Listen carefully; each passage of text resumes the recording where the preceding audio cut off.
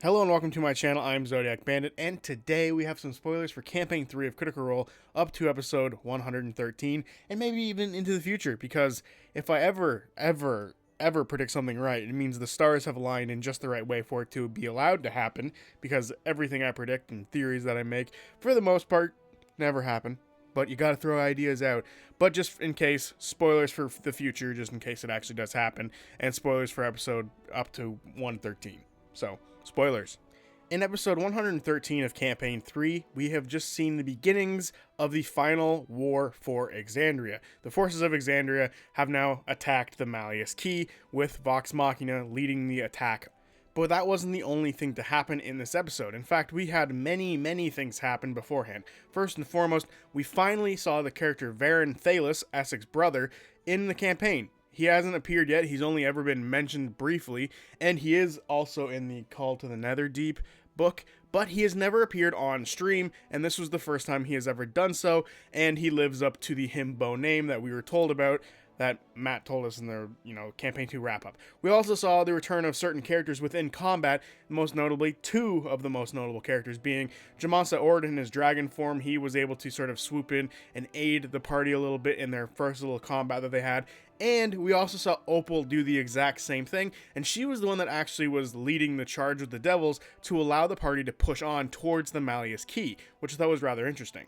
But out of all of the things that happened within this episode, all of the characters returning and some of them even joining in with some of the combat, there was one line that Matt said right at the end that has stuck out to me and has been in my head since Thursday, or since Friday morning when I watched it, but since Thursday, and that was this line. With most of these threats gone or engaged, Vox Machina, with your flame form and your help with the broom as well, you grab Pike and manage to get yourself out of the fray, rushing off towards the ominous red glow of the Malleus Key beyond a series of these walls. Number of immediate dangers are currently engaged, and you watch as another Vidulch kind of climbs up a wall to try and strike on you, at which point you see a massive kind of like spined manticore creature leap onto its back.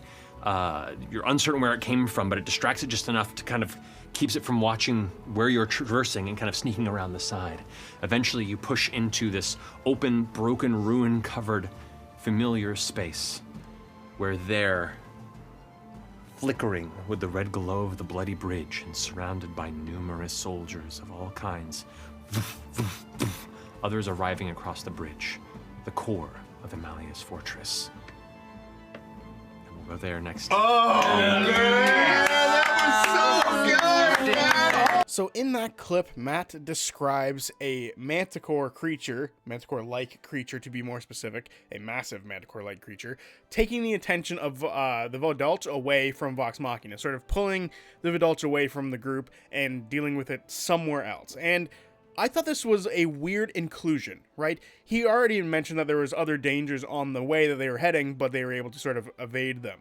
But specifically to call out this manticore was kind of odd at first when I was first thinking about it. And then it clicked to me. So for those of you who don't know, there is a character in Critical Role who a bunch of people have wanted to see for a very long time make their return. And it's the reason I brought up the returns or even, the introductions of other characters before. Because it would make a lot of sense for this character to be there. And that is the champion of Tiamat, Arkhan the Cruel. For him to finally make his return in Campaign 3. Now, for some of you, what the hell does a Manticore have to do with, Arkhan coming back? Well, let me tell you something. Arkhan the Cruel lives up to his name in many respects, but apparently he's nice enough to have a Manticore pet named Chango. And he actually got this during a D&D Celebrities live stream or one-shot or something like that. That happened on Geek and Sundry a long time ago. I think it was 2017. So it's a character that has been around for a while. Not to mention, it's in the mini set, which I've always wanted to grab that mini set, and I should have done it when I had the chance, but now it's gone, and I can never find it ever again, because the minis in that mini set are sick. A shame, really. But the Manticore is also in, I think it has a stat block in the Descent into Avernus books from D&D. So he not only is Arkhan a character within the established lore of the Critical Role world, he's also a character with established lore in just the base 5e game, right? It's in Faerun, well technically it's in Avernus, but you know what I mean. He is still a character connected to both worlds, like the official 5e and, Critical Role, which is wild. So with the Manticore making an appearance, I do believe there is a chance, a very good chance, that Arkhan is another returning character for this final fight at the Malleus Key. Now, the reason I showed the entire clip where it went to the end of the session was because Matt describes more people coming out of the Malleus Key, sort of protecting it. There's a large army surrounding the Malleus Key, which means Vox Machina alone will likely have to deal with all of these people, or other characters will have to get involved and help out. And this is where I could see Arkhan coming in.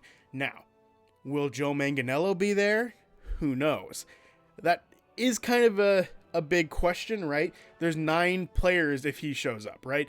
And if they're going to have a guest character show up, is it going to be Arkhan? I don't know. But to sort of work off the Opal return from the last episode, it would make sense if Matt were to be the one being that character, being Arkhan, right? Because he already took over for Opal, so it would make a lot of sense for him to take over for Arkhan and include Arkhan in the fight. That way the table doesn't get too big or anything like that. But could you imagine how fun it would be for Arkhan and Joe Manganiello to come back, even if it's just for like a little bit of the combat, right? Like he's only there for like 30 minutes, if that, something like that, where, some big creature shows up and Arkhan and his Manticore Changeo have to remove it from the battlefield. I think that would be really fun and really cool and would just be really badass and really fun.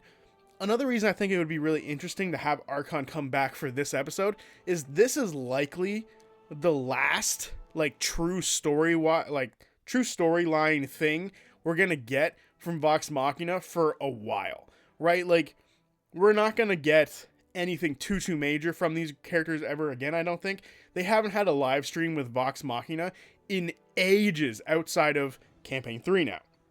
I think the last one was the Danlin's Closet one shot where they did the wedding. So it's been a long time since these characters have had anything.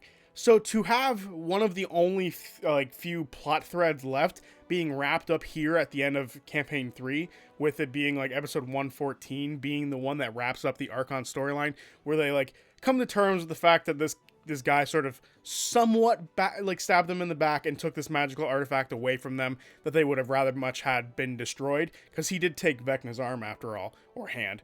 So realistically, a little bit of closure coming in this moment for this group would be really cool, especially for Keyleth and Percy, because those are the 2 people who were in the D&D celebrities one shot that Arkhan first appeared on for a lot of these guys, right? So it would be really good for them to all get their closure with this. And I would imagine Grog would also like to get some closure with his his muscle buddy.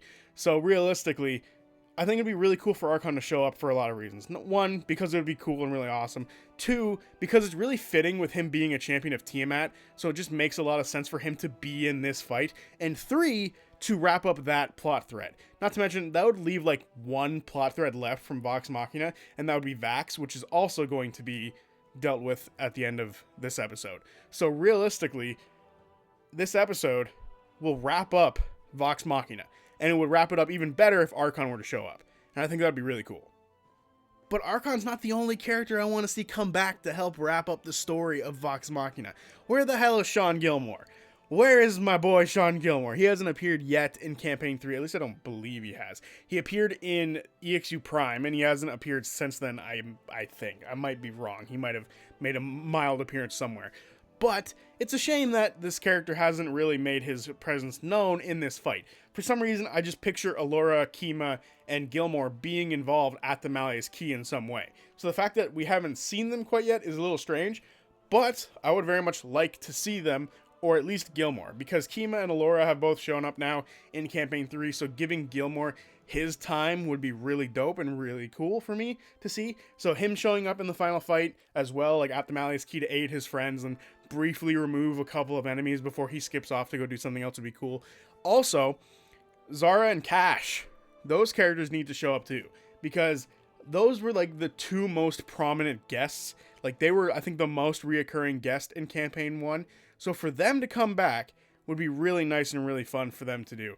Because now, again, it would probably be Matt Mercer playing them. I highly doubt they're going to want to have Joe show up and then leave, and then the 2 players for Zara and Cass show up and then leave, because that would put 10 players at the table, which would be not the first time it's happened, but, you know, it would be a lot. So realistically, having them show up and Matt DMing as them would be really cool. And again, it's been a long time. I'm pretty sure the implication was they were pregnant. So maybe they have a kid running around somewhere.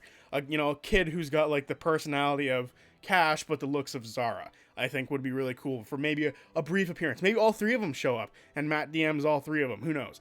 But I think there's just a bunch of characters who haven't shown up quite yet, who I think would make a lot of sense to do so in this final fight. Especially because something is telling me it's going to be a 5-hour long fight. We're literally like going into a fight. It's going to go from one fight to another fight. Ozo Kruth is going to be there. Something tells me it's just going to be a long fight. That is just going to be an episode all recapping a fight and maybe leading into the Mighty Nine stuff for the next episode. Something just tells me it's going to be a fight. Hopefully it's not 5 hours long. Maybe it'll be a short episode and only be 3.5 hours long. Who knows? But I doubt it. But there's a lot of characters who could show up in that time frame, and I think it would be really cool for them to show up. And it would be really fitting if this is going to be the end of Exandria, or if this is going to be the end of like Critical Role playing D&D. It would be really fitting for them to truly have like this Avengers Endgame moment where all of the characters show up and we get closure with them. And I think that starts with Arkhan. So that would be really cool. So let me know what you think. Do you want to see these characters make an appearance in episode 114, or if the episode somehow stretches into 115, which would be really like poetic, by the way, if 115 were to be like the finale ending for like the Vox Machina stuff, because that would be the exact episode number of campaign 1. Which, damn, I'm kind of hoping becomes the case now, because that'd be really cool. But let me know what you think. Do you want to see these characters make a return? Do you want to see their players come back with them? Or do you think it's just, Matt Mercer would be perfectly fine being the one to do it, as, like, this is closure, we can't have all these people because that would be insane.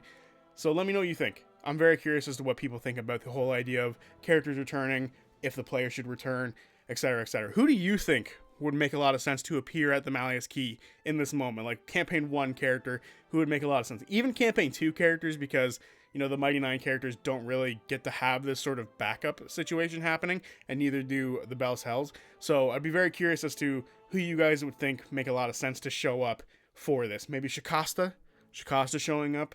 Something tells me he won't, but Shikasta, we already know Keg won't be there because she's with the friggin' Silver Saddle, so unfortunately Keg won't be there, but, some characters might be able to show up. Rainy, she's connected to gods, right? I feel like she is, but she might not be. Who knows? Anyway, let me know what you guys think in the comment section down below. What character should show back up? Should any character show back up? And should their player characters show back up? So with all that being said, I will see you guys on Friday for the recap of episode 114 of Campaign 3 of Critical Role. Or the last Vox Machina episode. Likely the last Vox Machina episode. So until then, peace.